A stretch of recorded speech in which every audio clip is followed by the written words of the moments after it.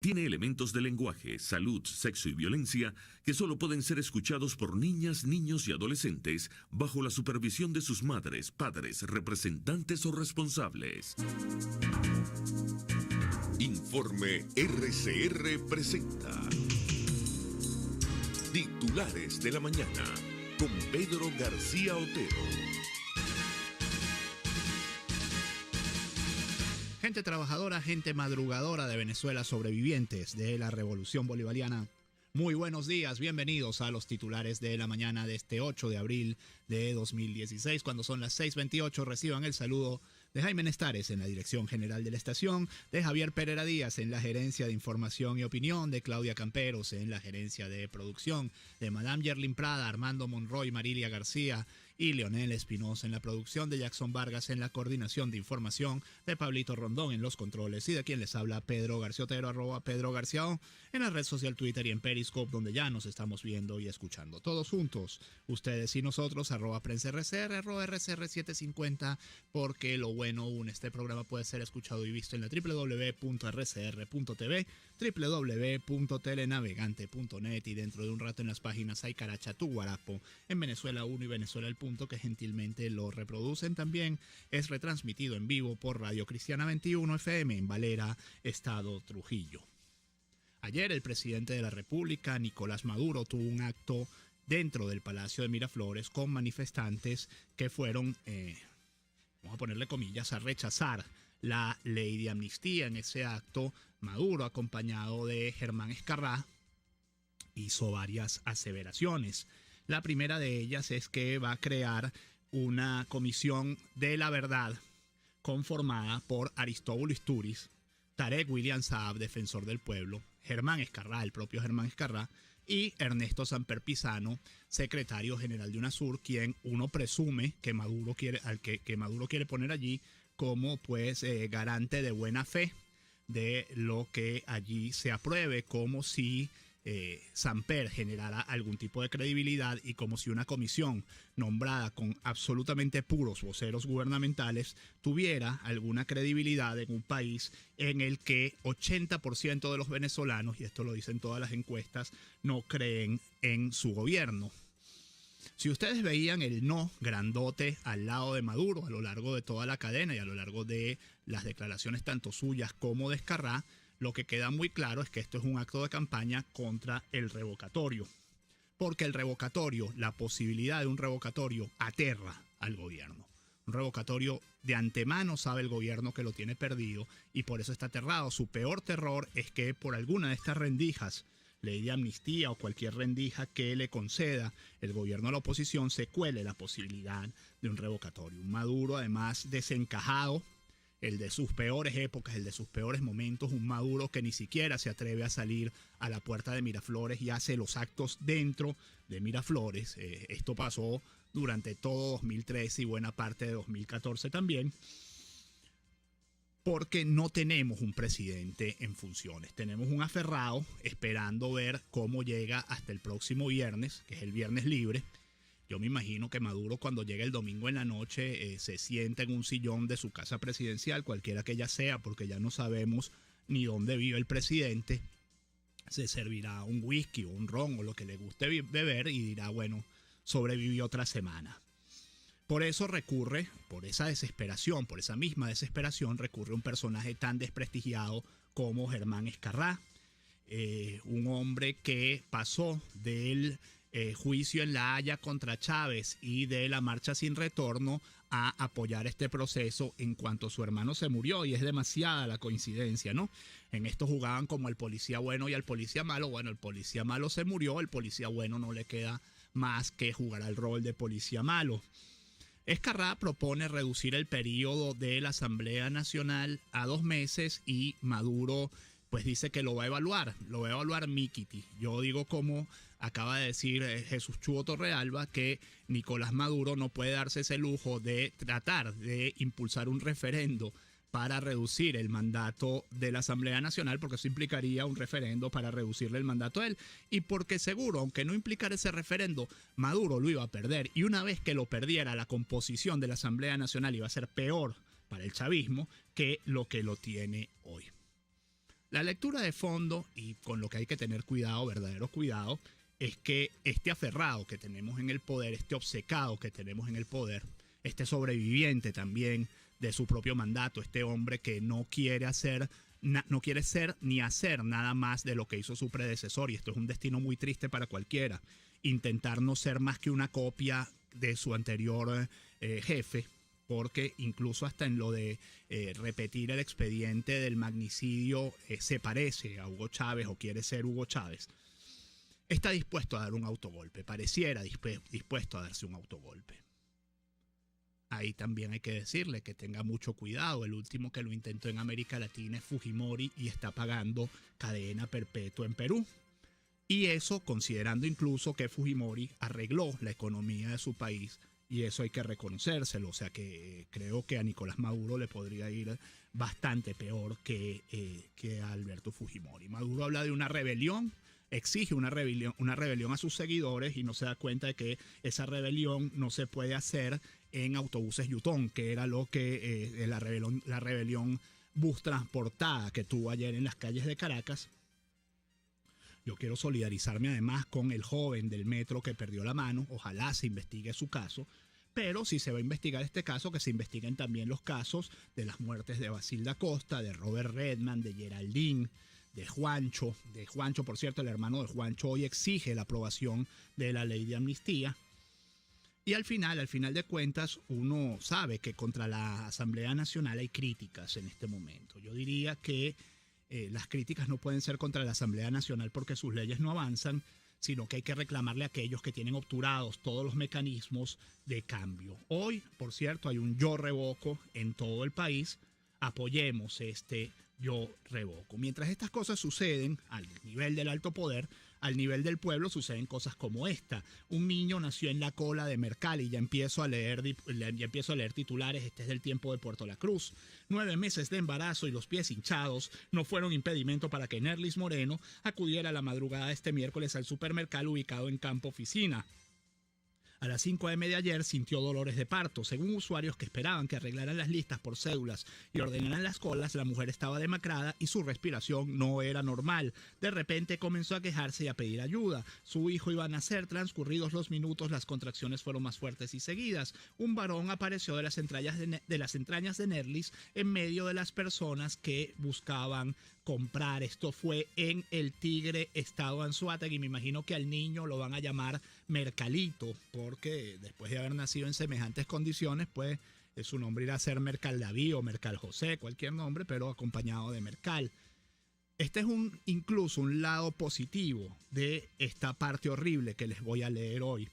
Y esto es de Noticias Costa Oriental del Lago.com. Aborta en un callejón para no perder la cola del súper. A Selmira María Palmar Pana, de 25 años, esto fue en Zulia, de la etnia Wayú, le importó más comprar productos regulados que tener un hijo. Abortó a su criatura con 6 meses de gestación en un callejón del barrio Raúl Leoni, en la curva de Molina. Ayer a las 8:30 de la mañana lo tapó con un cartón y caminó sin decir nada hasta la cola de un supermercado. Los demás compradores inocentes notaron que la sangre le caía por sus piernas y buscaron ayuda. Los efectivos del Comando Policial 2.5, Parroquia Venancio Pulgar, la trasladaron en una ambulancia hasta el Hospital Castillo Plaza. Los galenos detectaron la causa del sangrado y denunciaron a los oficiales. Selmira María quedó detenida a la orden de la Fiscalía 35 en materia de niños y adolescentes.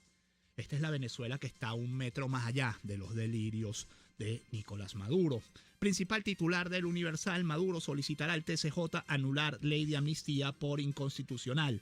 El mandatario afirmó que evaluará una propuesta hecha por el abogado Germán Escarrá, quien propuso solicitar una enmienda para reducir el mandato de la Asamblea Nacional a 60 días sobre la ley de amnistía, y al recibir un grupo de manifestantes oficialistas en el Palacio de Miraflores, afirmó que esta se discutió a puertas cerradas, ignorando a los comités de víctimas y a la opinión pública. Habría que preguntarle a Maduro por qué no hace esto los viernes. Ahora que los viernes son libres, bueno, que aproveche a los empleados públicos por lo menos para hacerse campaña por el no en el referendo. Porque ya les digo, esto no es más que una campaña por el no en el referendo. Del Nacional, hombre linchado en Los Ruices era chef y no ladrón. Roberto Fuentes Verdal, a quien una poblada quemó por creerlo autor de un robo, murió el martes en la noche. De una monstruosidad calificaron los familiares el homicidio de Roberto Josué Fuentes Bernal, de 42 años de edad, linchado por una poblada el lunes en la mañana en Los Ruices porque creyó que era el autor de un robo cometido contra otro ciudadano. La víctima, que era chef de un restaurante de la zona, murió a las 9:05 p.m. de este martes en el Pérez Carreño. Sufrió quemaduras de segundo y tercer grado. El deceso ocurrió por un paro respiratorio. Fuentes Bernal, padre de 3 hijos, que laboró durante 4 años en el Ministerio de Alimentación, vivía en el sector La Pista, kilómetro 8 de la Petare Santa Lucía. Ese día se dirigía a sus labores cuando vio tirado en el piso un hombre que había sido robado y lo auxilió, pero los autores de la fechoría, quienes aún estaban en la zona, gritaron que era Fuentes Bernal quien lo había atacado y una poblada se le vino encima. Dios mío, ¿dónde vamos a parar con esto? Una mujer aborta en la cola del Mercal y un hombre, por ser buen samaritano, recibe una golpiza que lo mata. Los autores de esta golpiza tienen que estar presos, chicos, no pueden estar libres. Los que se dejaron llevar por los verdaderos malandros tienen que estar presos, no pueden estar libres. Lo peor, además de lo de Fuentes Bernal, de que de por sí es muy feo, lo peor es que después de eso han ocurrido 2 linchamientos más en Los Ruices, chicos, y la policía no se presenta por allí. ¿De qué estamos hablando? ¿De qué país estamos hablando? O sea, ¿qué clase de Somalia, qué clase de Ruanda se está convirtiendo este país? Por eso es que cuando yo les digo a ustedes sobrevivientes de la Revolución Bolivariana, no creo que mienta. O sea, somos sobrevivientes todos de la Revolución Bolivariana. De tal cual, Jesús Torrealba, señores del gobierno, prepárense para una transición. El gobierno sabe que no está en capacidad de ganar ninguna elección, por eso toma el camino de la violencia. El secretario de la Mesa de la Unidad, Jesús Torrealba, anunció en rueda de prensa que la expectativa del gobierno para que el revocatorio sea el año que viene no va. Señores del gobierno, prepárense para una transición, indicó. Torrealba aseguró que los provocadores y delincuentes que actuaron en los hechos violentos ocurridos en las afueras de la Asamblea Nacional estuvieron protegidos por la Guardia Nacional, y este es el principal titular de El Nacional. Con palos, golpes y piedras, oficialistas atacaron a la oposición por el revocatorio. Más de 100 militantes asediaron a los integrantes de la MUD que llegaron a la sede del CNE a exigir el formato para coger las firmas. Van a ser combatidos con violencia, gritaba un chavista con megáfono. Enrique Capriles no pudo bajarse del carro. Estos no son militantes del PSUV, estos son bandas de choque pagadas por autoridades del gobierno para que estén por allí para atacar a todo el que pretenda manifestar contra el gobierno. Y también del Nacional, Leonardo Padrón dice que vándalos del gobierno golpearon y robaron a 7 periodistas. Se conoció que reporteros y fotógrafos y periodistas de los diarios F, Notiminuto, Crónica 1 y Telecaribe fueron agredidos por oficialistas, pero además de esto les robaron los equipos, les robaron cámaras fotográficas, les robaron cámaras de video. O sea que no solo son violentos, también son choros, es lo que tienen estos tipos. De Caraota Digital, aprobada y sancionada reforma de la ley del TCJ por la Asamblea Nacional, y a esto le tienen también terror el gobierno. El jueves fue sancionada y aprobada la reforma parcial de la ley del Tribunal Supremo de Justicia durante la sesión ordinaria de la Asamblea Nacional. Esta ley será remitida al Ejecutivo Nacional en los próximos días. El punto principal de esta ley es que eleva la cantidad de magistrados de 8 a 15, punto en el que todos los diputados miembros del Bloque de la Patria alegaron que es inconstitucional, ya que la Asamblea Nacional no posee atribuciones para legislar en materia del Tribunal Supremo.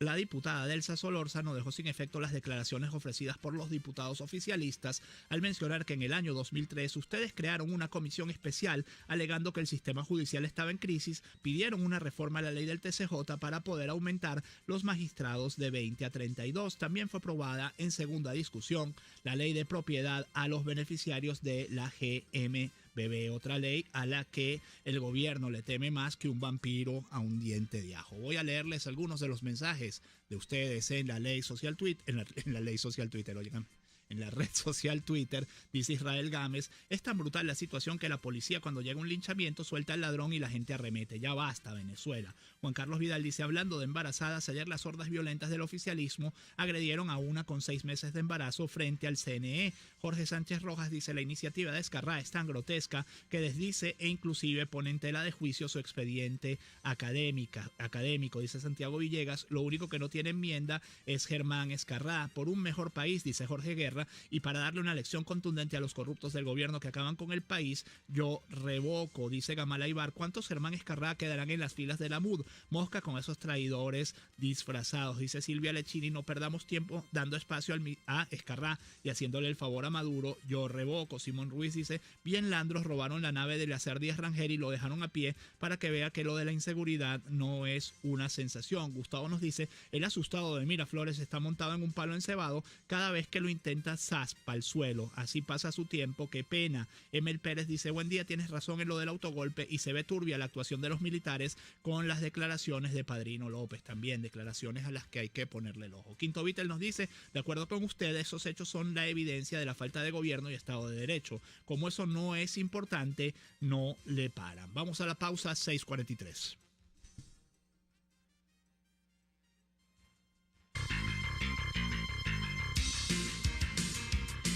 Usted escucha Titulares de la Mañana con Pedro García Otero, solo por RCR 750 AM.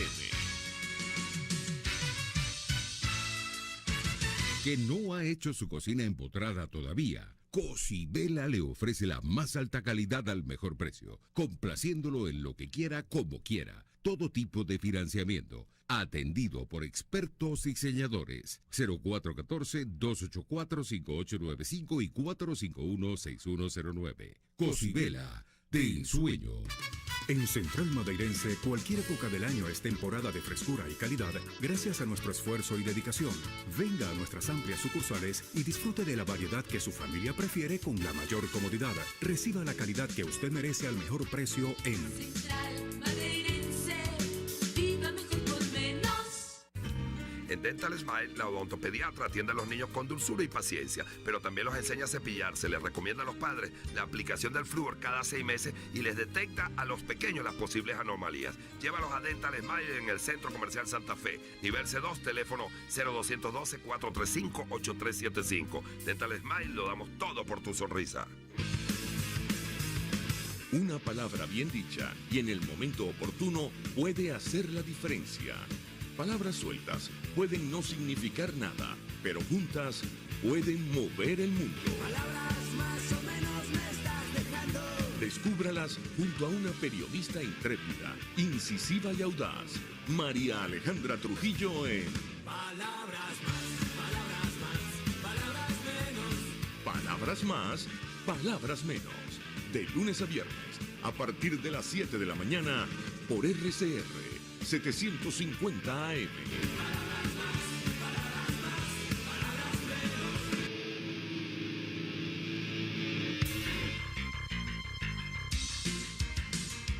Estás escuchando Titulares de la Mañana con Pedro García Otero, solo por RCR 750 AM.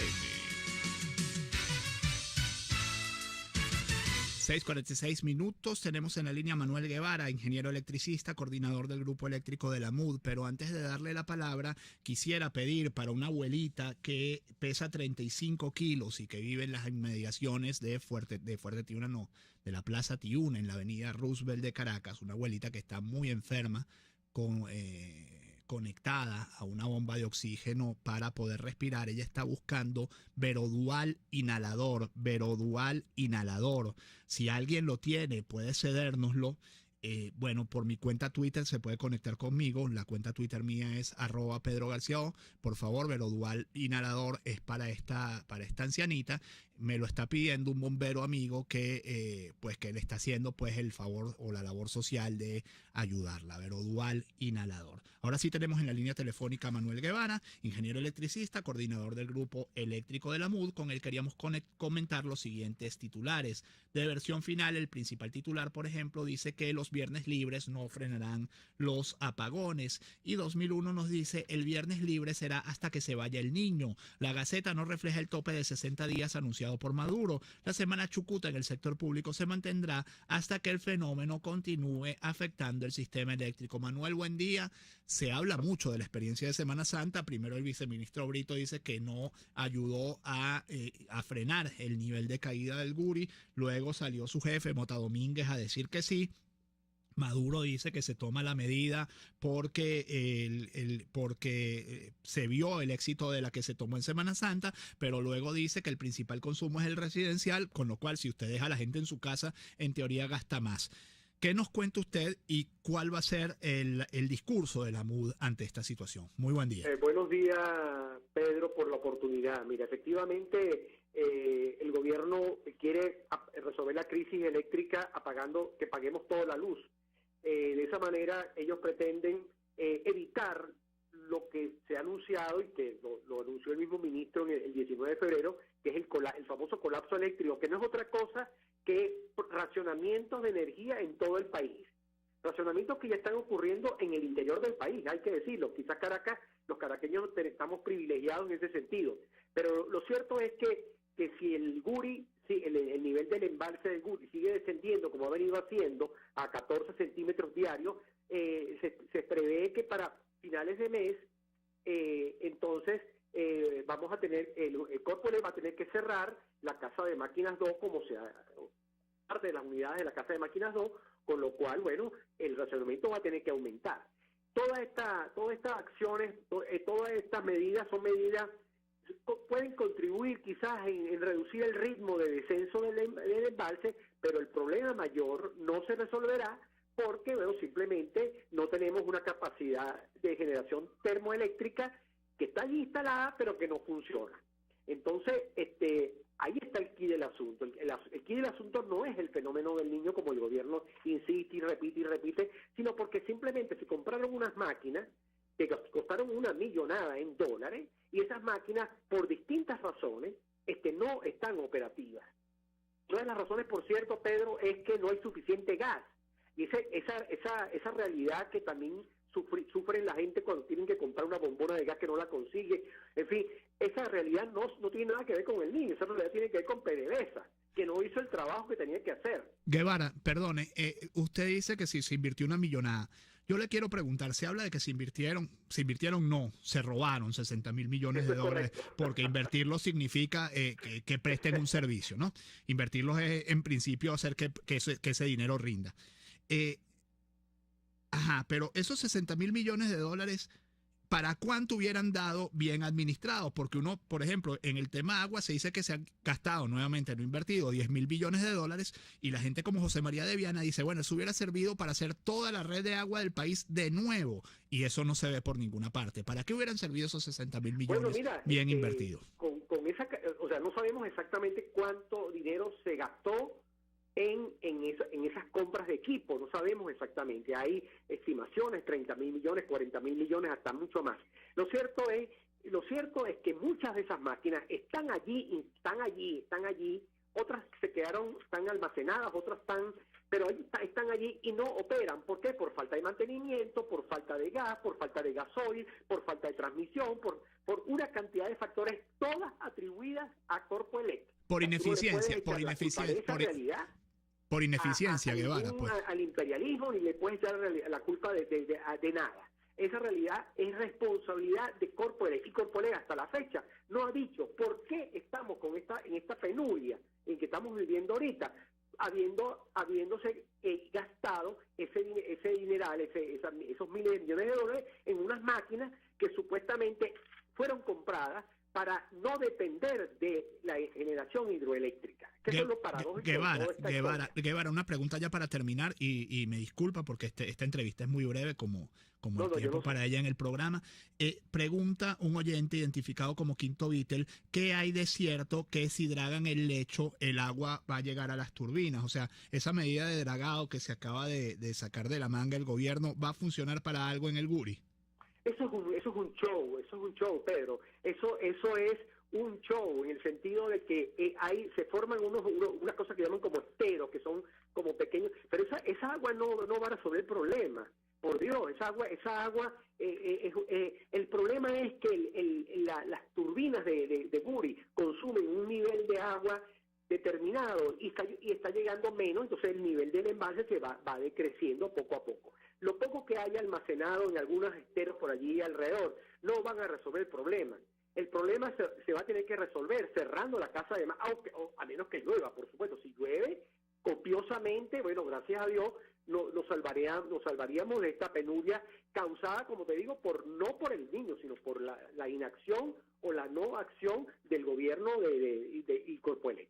No es el niño, son los bolichicos, dirían por ahí. Manuel Guevara, muchas gracias. Ingeniero electricista, coordinador del Grupo Eléctrico de la MUD, comentando sobre esta medida de lockout que hace el gobierno los viernes para ahorrar energía. Algunos titulares ya para ir cerrando. Este tema se los quería comentar ayer, pero no tuve tiempo. Hoy se los comento. La gobernación de Vargas viola ley de ilícito cambiario con impuesto en dólares en Maiquetía. El Consejo Legislativo del Estado Vargas sancionó el pasado martes la ley de timbre fiscal, donde se establece un pago en dólares como tarifa para permitir la salida del país a aquellos viajeros que hayan adquirido los pasajes en moneda extranjera. Y como hoy por hoy solo se venden pasajes en moneda extranjera, todo el que quiera salir de este país, aparte de tener que hacer el sacrificio de conseguir los dólares para poder irse, para poder comprar el pasaje para irse, va a tener que hacer el sacrificio de pagar $44 en el aeropuerto de Maiquetía para que lo dejen marcharse. Estos dólares, nos dice el Nacional, que se depositan en una cuenta en Nueva York. Los boletos cuestan $44 más, el impuesto se incluye al comprarlos, no hay que llevar el efectivo al aeropuerto. El muy socialista Jorge Luis García Carneiro, gobernador de Vargas, acaba de dolarizar el impuesto de salida de Maiquetía. De Caraota Digital, deuda con franquicias de crédito impide uso de tarjetas en el exterior. Roberto León Parili, presidente de la Alianza Nacional de Usuarios y Consumidores, informó que los venezolanos en el exterior no han podido utilizar sus tarjetas de crédito debido a una considerable deuda fluctuante que las entidades bancarias tienen con las franquicias como Visa o Mastercard. Para cerrar, de la patilla, el periodista Eleazar Díaz Rangel fue víctima del AMPA. La noche de este jueves, el director del diario Últimas Noticias, Eleazar Díaz Rangel, resultó ser otro venezolano víctima del AMPA en la urbanización Macaracuay en Caracas. Según informó en su cuenta en Twitter el reportero de sucesos Darwinson Rojas, le robaron un vehículo marca Toyota al director del diario matutino. Y Sergio Yenua nos dice a propósito de este infortunado suceso que el próximo titular de Últimas Noticias será "El AMPA no juega carrito". Y para que ustedes vean en qué se ocupa esta gente, el Ministerio de la Cultura pintará ojos de Chávez en las Torres del Silencio. El anuncio lo hizo el ministro Freddy Ñáñez luego de que la directiva del Parlamento anunciara que borrará la imagen del difunto mandatario de lo alto de su edificio administrativo. Deberían pintar esos ojitos en la punta de la torre este de Parque Central, que la están reparando desde hace 12 años y no terminan de repararla porque quién sabe cuánta gente se está ganando unos reales ahí. 6:55, hasta aquí los titulares de la mañana. Que este día y este fin de semana sea todo lo que ustedes esperan de él. Hasta